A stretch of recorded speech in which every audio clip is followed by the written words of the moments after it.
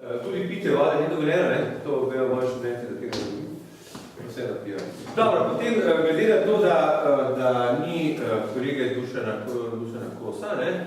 Potem jaz vabim dr. Marito Pisk, ki nam bo etnologija, nisi etnologija, ne? Ali s tem se danes reče antropologija, ne? Včasih so bili to etnografi, zdaj so pa to antropologija, ki se to bistveno boljše sliši kot zgolj etnograf. To je moja kolegica dr. Marita Pisk, nam bo predstavila referat naslovom Pomen socialnih mrež znotraj zgodovinskega dogajanja in oblikovanja spominov. Primer spominskega zapisa duhovnika, prosim, kolegice, izvolite. Ja, vi pa si se boste tukaj osjetili, ne? Vi se boste osjetili tukaj, to je neko, no, tako kot za koliko časa pa imate pregat? Ja. Ne sem si že pregat, sem približno, da vem. Ja, bom poskusila, no, v 15 minut. Ne, vi tako imate tudi za 20 minut, se bomo videli. Brez hitenja, prosim. Ja. Diskusijo bomo imeli potem na koncu, ne?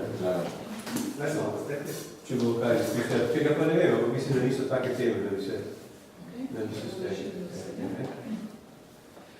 Tako, kot je bilo povedano, nisem zgodovinarka, zato tudi moj pristop k preučevanju zgodovine je bolj zgodovina vsakdanjega življenja. Kako sem prišla do omenjene teme? Ko sem brala spominske zapise duhovnika, sem se posvečala vprašanju otroštva, otrok. Danes se bom osredotočila na obdobje prve svetovne vojne in kar je tukaj označeno z modro, to je prepis iz tega rokopisnega zvezka spominov. Dogaja se v Tolminu leta 1918. Begunci se vračajo nazaj na svoje domove, otroci so lačni in ustanovili so določene odbore, ki bodo pomagali tem otrokom, da jih prehraniti. Kot vidite, je bil tak odbor v Ljubljani, v Zagrebu in tudi v Tolminu. Nabrali so 25 otrok iz Tolmina in okolice, ki naj bi jih poslali v rejo v Hrvaško Dubico. Jaz o tem nisem vedela ničesar, da se to mi je bilo zadeva zanimiva, ta skrb, socialna skrb za otroke, tik po Soški fronti oziroma koncu vojne. Te otroke naj bi odpeljale tja učiteljice, ampak nobena ni tega želela, so določili kaplana, ki je pravkar prišel v Tolmin in to je bil Alojz Podrnac. Lahko si zamislite, kako je to možakar z 25 otroki, ki jih mora spraviti na vlak v Ljubljano. Tega se je otepal, ampak je potem vseeno s pomočjo bližnjih, ki so mu pomagali nekako te otroke pripeljati do železniške postaje, jih je potem peljal v Ljubljano. Tudi kaj se je zgodilo? Ko je on prišel v Ljubljano z njimi, ta ljubljanski odbor ni poskrbel zanje in so mu naročili naj pelje otroke naprej v Zagreb. Ko je prišel v Zagreb, nihče ni vedel ničesar o tem transportu otrok in na njegovo srečo, tako kot napiše, je bila tam zadolžena v tem odboru Pevca Tavčarjeva. Pevca Tavčarjevo, oziroma Jožefo Tavčar, hči Ivana Tavčarja, pa je poznal, kot vidite iz zapisanega, ker je nekaj časa živel v Poljanah. Zakaj in kdo je ta človek, ki piše te spomine? Alojz Podrnac je bil rojen v Goriških Brdih leta 1892, kjer je potem 1977 tudi umrl. Po gimnaziji in bogoslovju v Gorici je bil posvečen v Stični na Dolenjskem.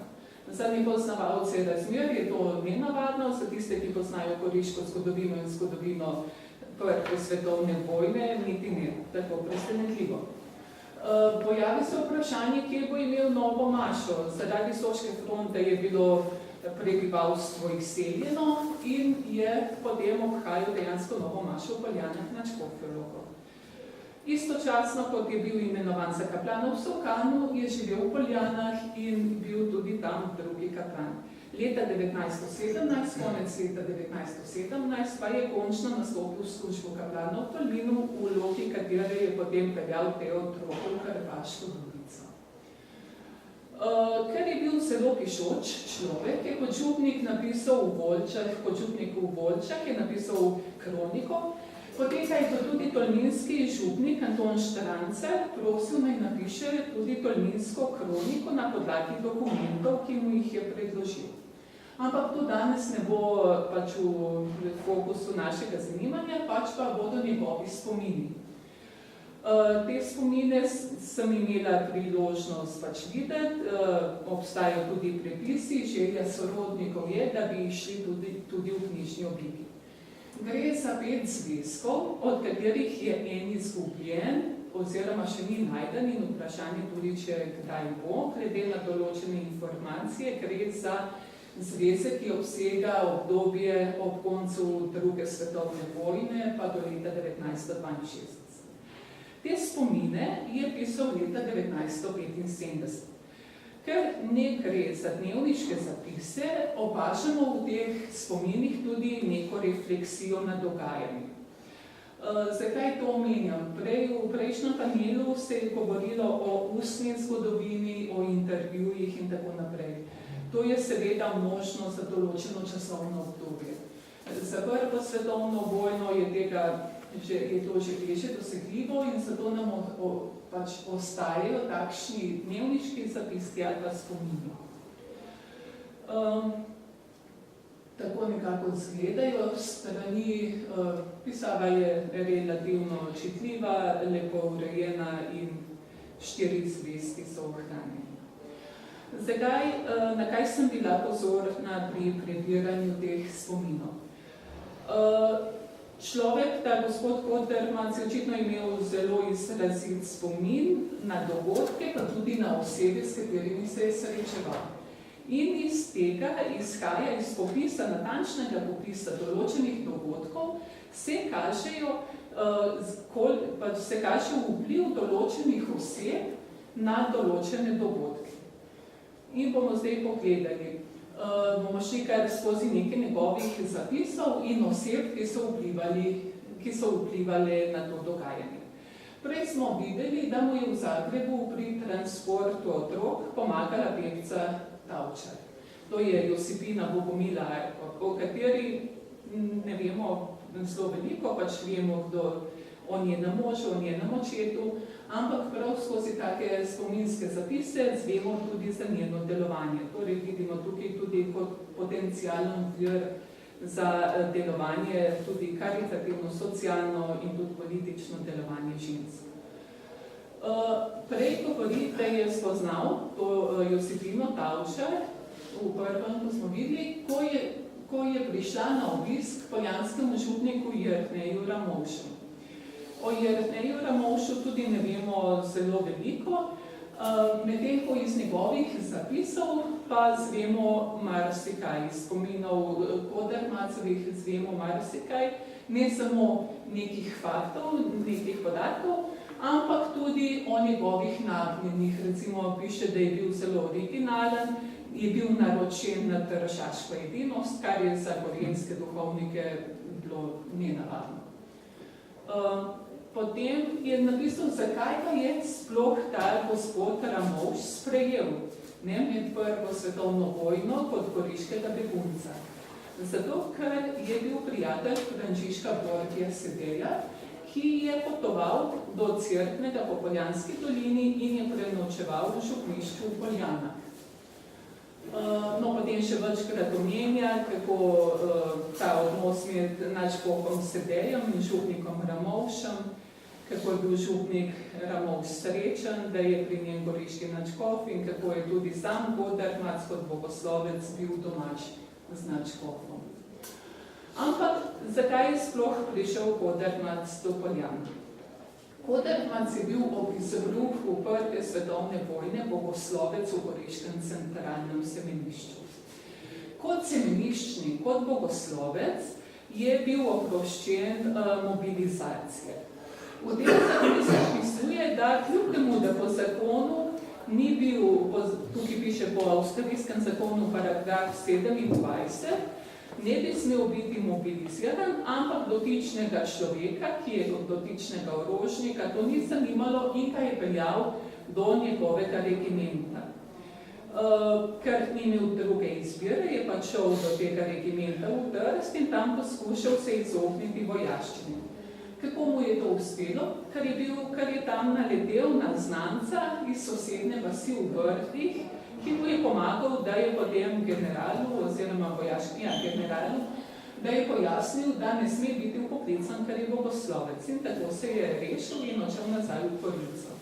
Če tega, tukaj potem on piše, če tega znanca ne bi srečal, bi najbrž bil, pač bi postal član regimenta Landwehr. No, vrnil se je v Gorico, uspešno se je izognil mobilizaciji, vrnil se v Gorico, ampak avgusta 1914 so semenišče spremenili v vojaško bolnico, bogoslovje pa preselili v Vilo Bokman.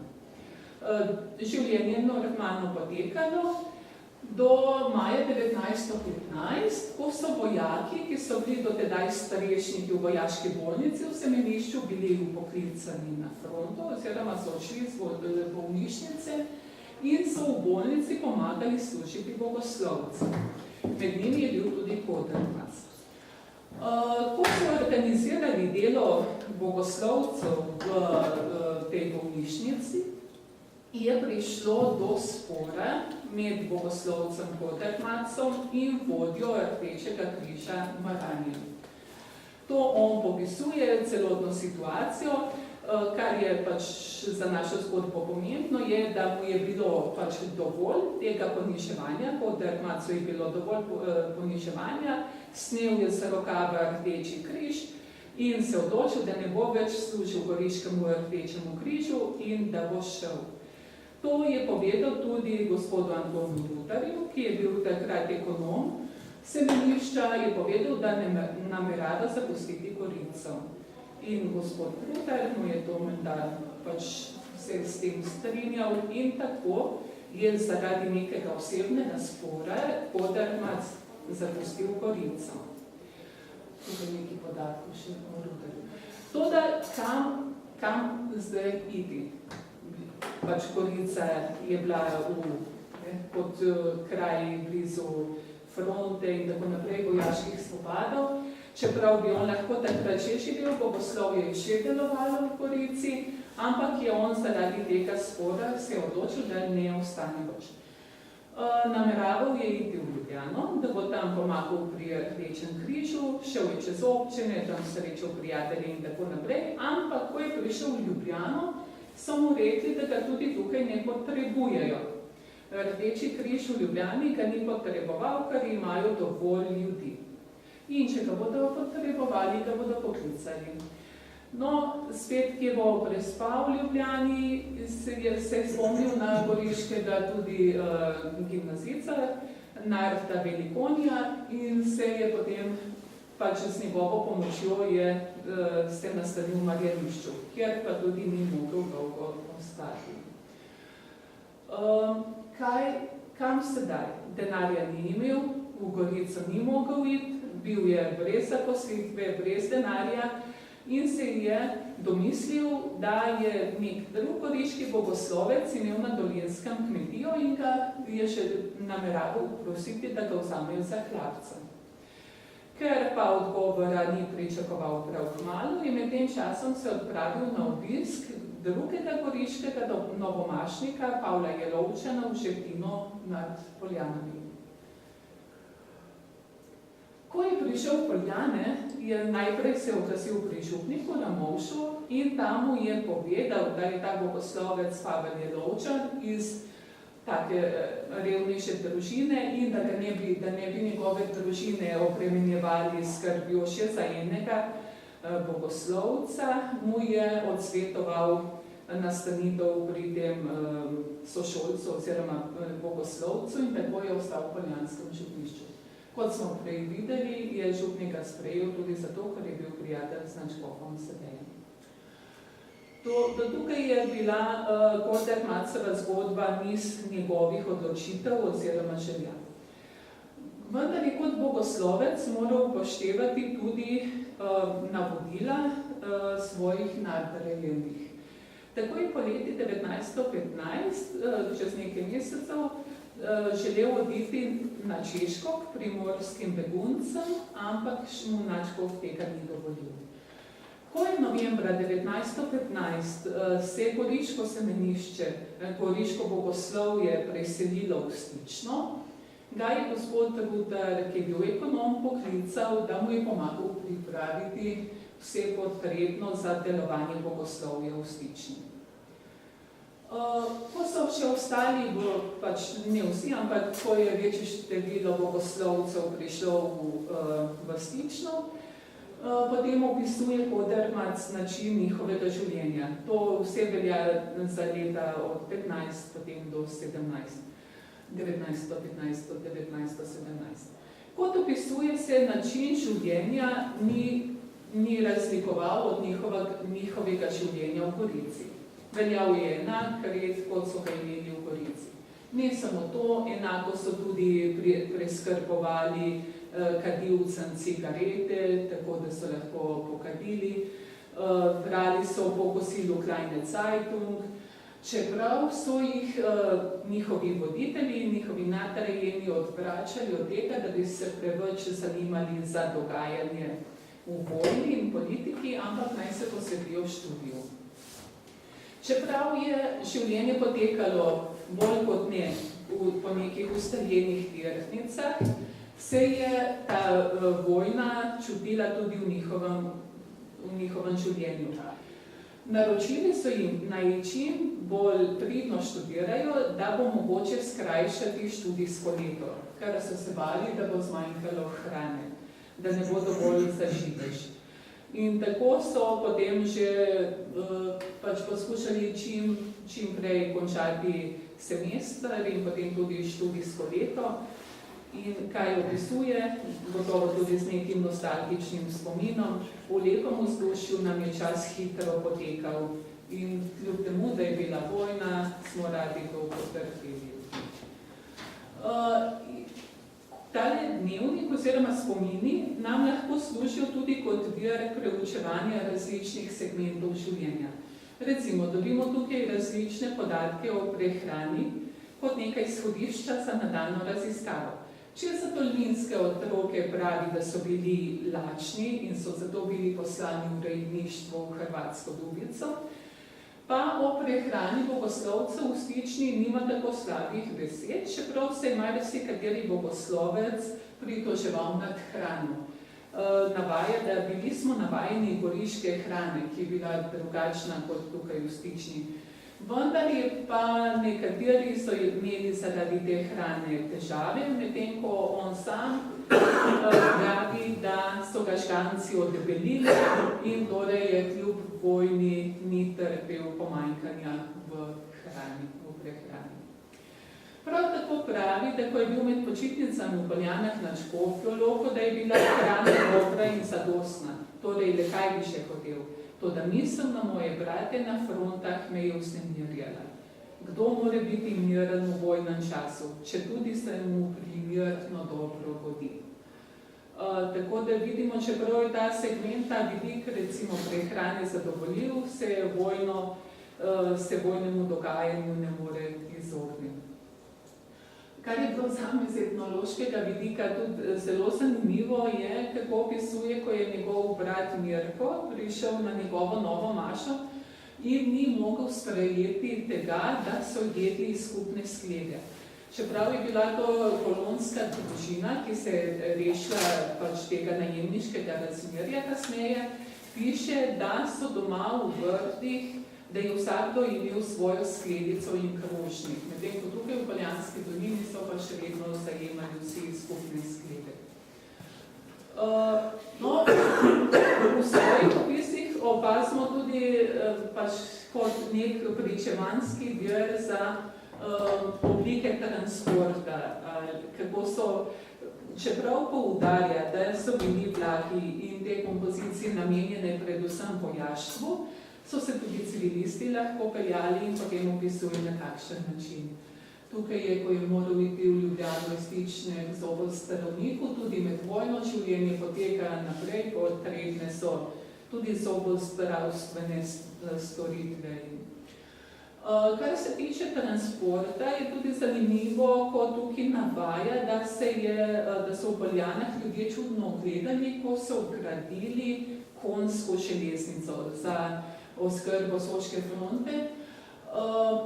Zanimivo, zakaj je to zanimivo, ker jaz tam živim in ko sem šla pač neko raziskavo delati, v kolektivnem spominu je to precej pozabljeno, oziroma težko dobiš pričevanja o tem, medtem ko tak spominski dnevnik pa to pač še vsebuje.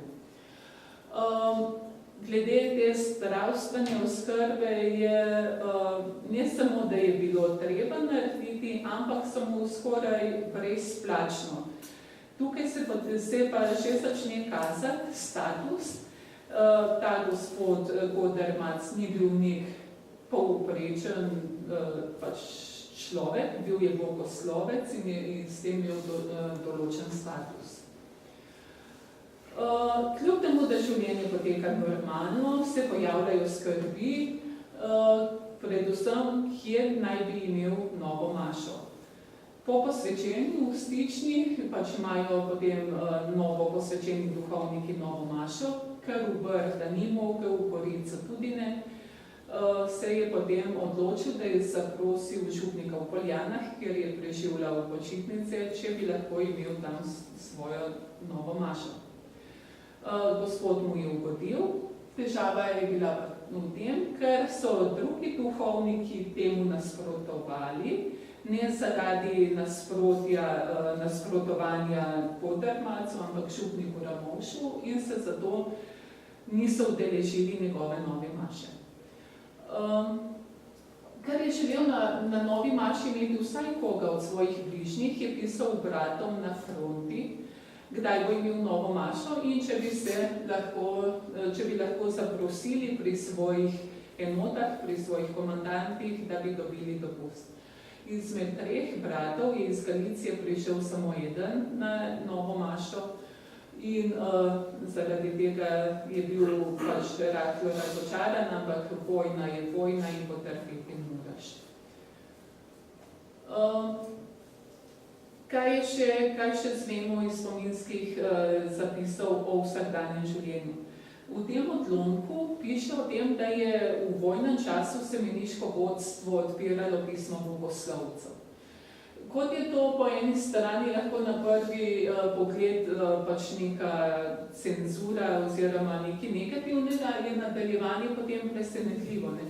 Zato, ker to pregledovanje pisem ni bilo samo cenzura informacij in tako naprej, ampak kot nadaljuje, je tudi so s tem nadzorovali, če bogoslovce kdo sili v ta študij oziroma v duhovniško posvečenje. In tukaj piše o nekem bogoslovcu, ki ga je potem načkov sam nagovoril, naj zapusti semenišče, če ga v to silijo njegovi svojci.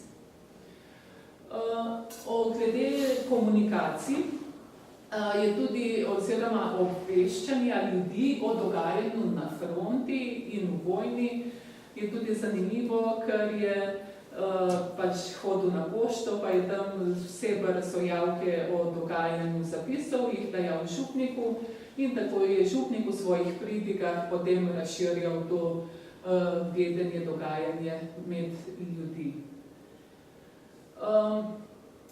Kot sem omenila, je njegov status nekoliko poseben in zato se razlikuje od doživljanja mogoče drugih skupin beguncev in on sam opisuje, da so bili do njega begunca vsi predobri, tudi liberalci.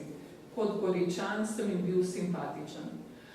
Celo potem v nekem opisu pravi, da kako se mu dobro godi, ko brez denarja hodi po svetu, pa ga kot begunca toliko upoštevajo in mu pomagajo. Hkrati pa se zaveda te svoje izjemnosti, te situacije in piše, medtem ko moji bratje na fronti nimajo take sreče kot jaz. Kot sem že omenila, v veliki zgodovini pogosto zmanjka pozornosti za te drobne detajle, ki dejansko sooblikujejo določeno dogajanje. In iz teh spominov se kaže Kodermac kot zelo odločen človek, hkrati pa tudi vzkipljiv. Kot smo videli že na začetku, kar je zaradi spora se odločil in zapustil Gorico in šel.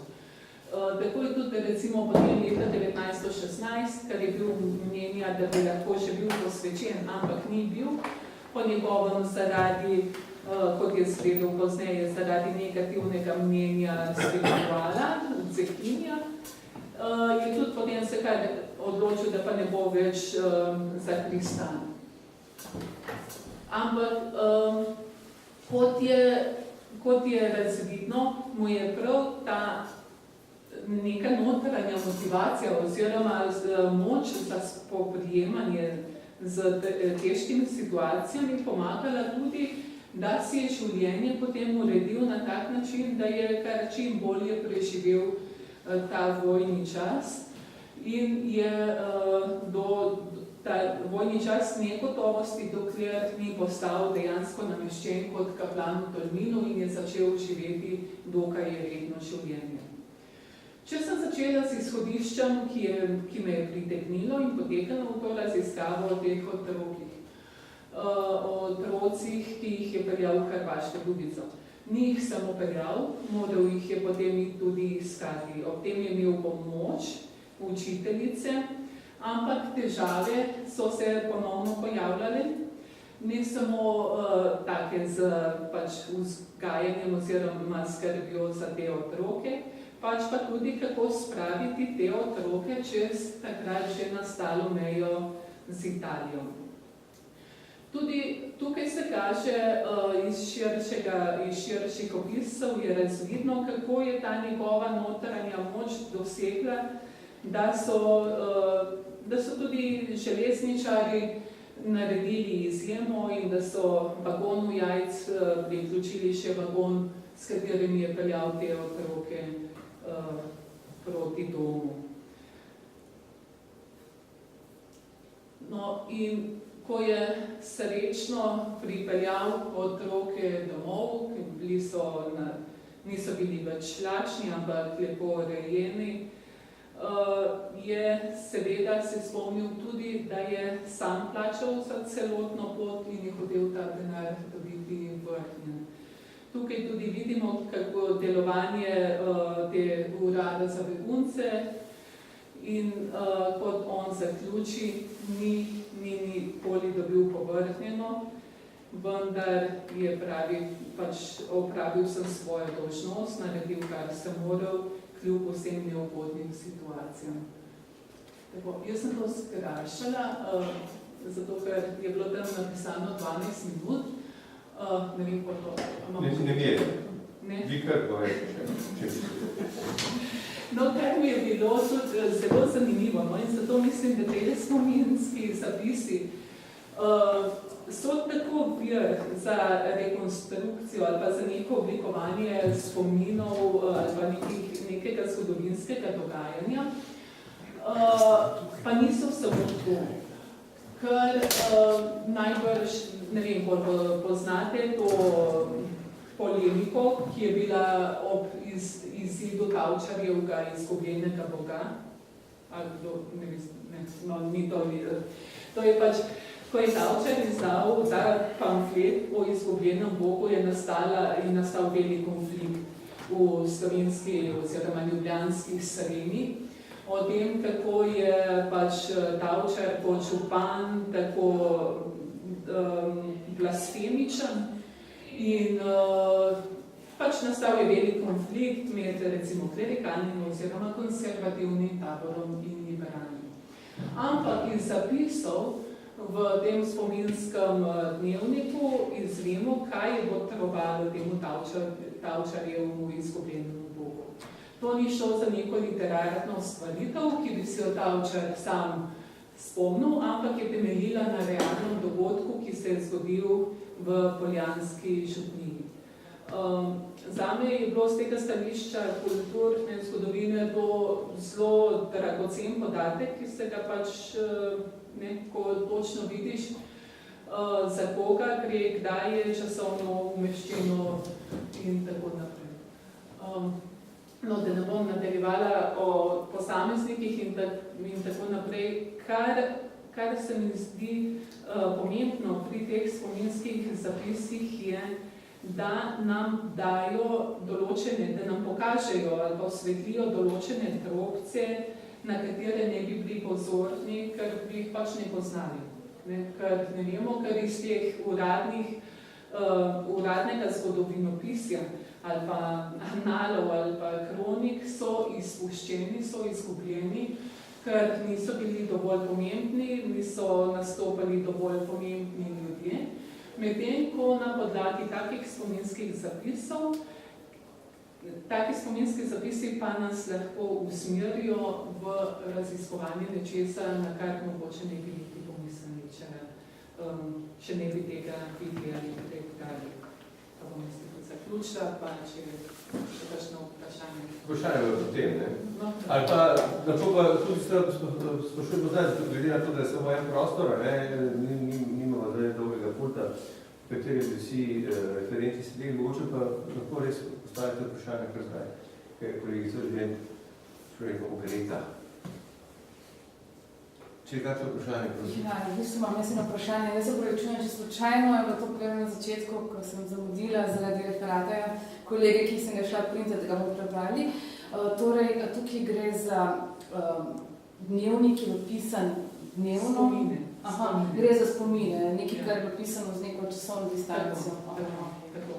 Ampak je presenetljivo opis detajlov.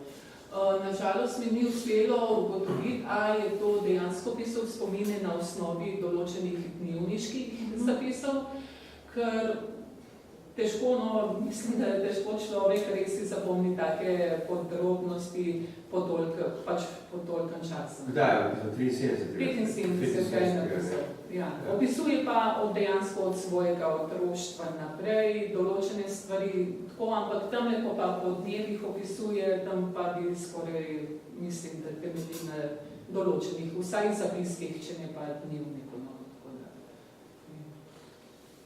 Če kakšno vprašanje, prosim?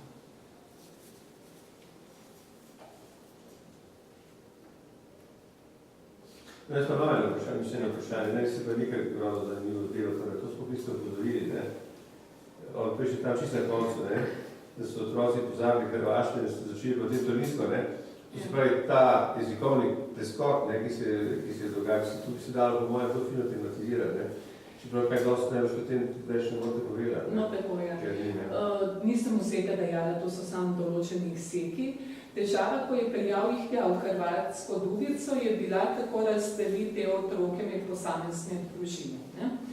In potem je ena gospa, ki je sicer očitno so jih tam pripravili, te družine, da so gospe matere prišle iskat, ampak potem so tako izbirali, jaz bi fanka, jaz bi punčko, jaz bi po, ne, in pač opisuje, kako so.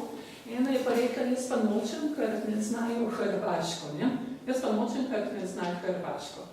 In potem pravi on in sem jo potolažil, da bo že čez ne vem en mesec ali bolj pravi, da bo kmalu znal tako hrvaško kot vi. To je celo več, teh informacij o jezikovni praksi celo več na tem, ne? Ja, tukaj je več, ne, ampak recimo tega, da bi natančno vedeli, potem ni.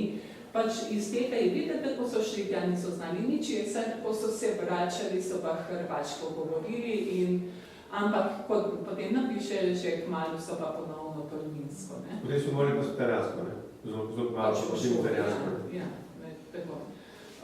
Tako da teh drobcev majhnih je ogromno, ne. In kako iz tega, ne vem, potem neko zgodovino ali pa neko večjo sliko, ne, ustvariti. To je tukaj, se mi zdi, izhodišča, so številna izhodišča, tako da jaz sem želela samo nekaj teh točk, kaj vse lahko, ne, pač recimo, kaj taki spomini služijo kot vir, kot neko izhodišče za raziskavo določenega segmenta življenja. Prosim, vi ste imeli še eno vprašanje? Mene bi zanimalo tako, izmešeno, zakaj imamo Hrvaško Dubico? Ker to slučaj bi bila pripravljenost, že naprej zgrešena. Ja. No, iskreno povedano, nisem imela dovolj časa, da bi to natančno preučila delovanje teh odborov, o katerih govori, da je bil v Ljubljani in v Zagrebu. V Zagrebu je bila Josipina Arpo, ena izmed glavnih, ker je bil tudi njen mož po zelo dobrodelno oziroma socialno usmerjen. To je bila zveza, ja. To je bila zveza, to jaz ne vem, mogoče kdo od vas zgodovinarjev bolj natančno pozna delovanje tega odbora. Jaz tako na hitro nisem našla, no pač na hitro, v tej obstoječi literaturi nisem našla podatkov. No, lahko da kje obstaja, ampak nisem pa šla do tega, nisem pa šla v arhive. To je bil odbor za pomoč beguncem iz juga, ki je bil podružnica v Ljubljani, ga je leta 15 ustanovil, po tej liniji je šlo, Krek je bil tega čevrtu, in potem so po privatni liniji iskali konekcije, v bistvu zelo jugoslovansko usmerjeni, ali lepše južnoslovansko usmerjeni, ker so bili Goričani, so se čutili pač ogroženi od Italije. In je ta stvar potekala na eni strani seveda oskrbovalno, na drugi strani je potekala pa čisto sistemsko reševanje otrok. V to zgodbo bilo treba vključiti, ne mislim konkretno, ampak tudi begunsko taborišče v Šterental, v današnjem Piličevem, ki je imelo tudi problem. Namreč ti kraji so bili porušeni in ti otroci se vračali z begunstva, niso imeli kam iti. In je na ravni te duhovniki, kjer so duhovniki igrali pomembno vlogo za odbor beguncev iz juga, poskušali iskati začasno namestitev, ker domov v porušene vaši so šli starši popravljati, ali pogosto matere, očetje so bili še na fronti, ker tukaj se vojna še traja, ali pa se vračajo s front, in iskali so v zaledju Dubice, takrat v globokem zaledju bojišča. In zanimivo ni šlo niti za Hrvaško, ampak je šlo za Srbsko, to je Banija, Banovina. Ja, seveda, ne? Ampak gre za srbsko območje, to je jasno. To so bili kraji, ki so bili do jugoslovanskih vojn 85% srbski. Ampak normalno v percepciji tedanjega jugoslovanstva je... Čeprav, no, tukaj je malo dvom, zato ker on pravi, da se je šel s duhovnikom zmeniti, potem je šel pa še tudi popa, pravoslavnega obvestiti o tem. Tako da tukaj je šlo za katoliško navezavo, v tem konkretnem primeru, ker on to opisuje, kako je tam šel, kako se je z duhovnikom zmenil in kako je naročil otrokom, naj hodijo k maši, pa naj bodo pridni, kako naj se obnašajo. Šel je pa tudi do popa, pa njemu tudi povedal, da so pa rešitejo otroci najpazionalni. To on tudi noter opisuje. In tudi tukaj, recimo to, kar si omenil, gotovo to vse drži, ampak recimo tukaj v Doljah in v Zatolminu niso hoteli dati otrok. On to tudi opisuje. In je zato, ker je bila revščina, oziroma je bilo tako, so jih težko dobili, no? So težko dobili te otroke, da so jih potem peljali. Ampak piše 25, pa smo jih, ne? 25 smo jih dobili in smo jih potem peljali. Ampak čeprav bereš župnijsko kroniko, ki je izredno zanimiva, ki je tako sočasna, iz tega časa poglej vsak teden, glej kakšen otrok v zrak. V istem času. Vsak teden. Ali umrejo, ali pa mu odnese roke, noge in tako naprej. Tudi zaradi, ne samo pomanjkanja prehrane, tudi zaradi zaostalih bojnih sredstev, je bil potreben nekaj vrste umik teh otrok na varno zaledje. Plus pomanjkanje sprve in tako naprej. Hvala za to intervencijo. Je še kakšna podobnega tipa? Ne vprašanje? Potem se vam najlepše zahvaljujem za plastično predstavitev in pozdravim.